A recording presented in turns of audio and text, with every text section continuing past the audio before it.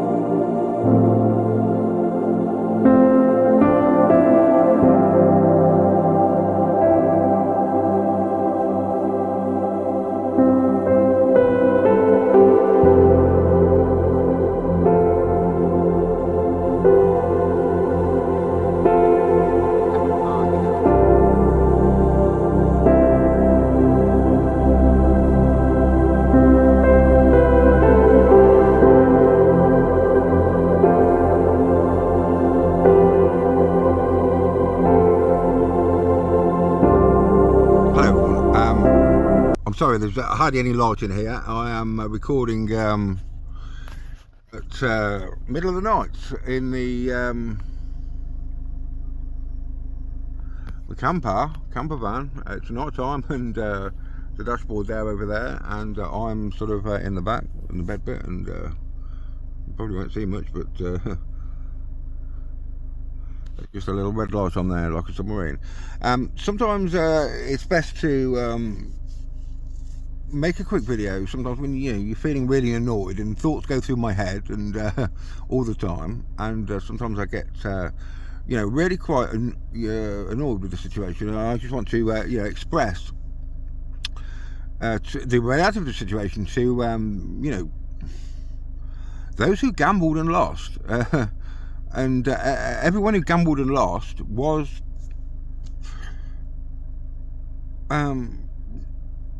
I'm going to make a concession to atheists who are atheist or agnostic atheists through suffering, because suffering is the only justification for atheism. There's certainly no logical or I know you've all seen Richard Dawkins on the BBC over and over again, telling you that imagine it's a very slow incline to the cliff face. You see the cliff face, and but how did we get to the cliff face? Well, it was a very, very, very well. If Einstein was sitting next to him, he would have said well, time's just an illusion for us. And in fact, that's exactly right, because I've been saying over and over again, and that's the whole point of prophecy, is we're outside time and space. So evolution is a process which to us is an instant process. It might be an illusion to you, but so again, really suffering is weighs heavily on my heart, as it did in Genesis 6, where there was so much violence and suffering in the world, that I ended up pulling the plug. So there's a balance, there's a yin and a yang, there's a balance between joy, sorrow. I've done videos on my YouTube channel, that's Russ Brown Destroys Babylon on YouTube. Very hard to find because it's very heavily suppressed. Catholic Church seems to control YouTube as well, and every other social media platform, because I'm suppressed on them all. But I'll explain that a little bit further on, but just on this subject. So really it came down to you all knew that this life was, surely you must have known it was a test, And you know what the test was, and you all knew that I was due back, at this time. So it was just a high stakes, bravado, ego led. I'm sorry, but really, you just want to. Destroy yourselves. That's what you've done. I'm talking about atheists, of course. You must accept now. You expect, like I said on my YouTube channel, and one of my subscribers said to me, I said, you're going to basically end up getting what you believe. So you're going to create your own reality here. And one of my YouTube subscribers said, "Russ, that really had a impact on me, and I've changed." So it was, I think it was in the seeing through the moon video on my YouTube channel quite a long time ago. But as it turned out, that's exactly right, because like I say, I'm not lying to you here when I tell you that, and the actual official data. I'll just repeat again. The official data overwhelmingly says it is imminent and expected. Now imagine this. Do you think it's coincidence that exactly the same time Jesus is due to return, we're being told by the scientists for the first time ever that we've got an imminent magnetic polar shift right ahead of you? Because like I say, but without knowing any of this, my angels came back and told me, the reason the second coming has happened, and you must have known it was always going to be, an intervention to save humanity from destroying itself. I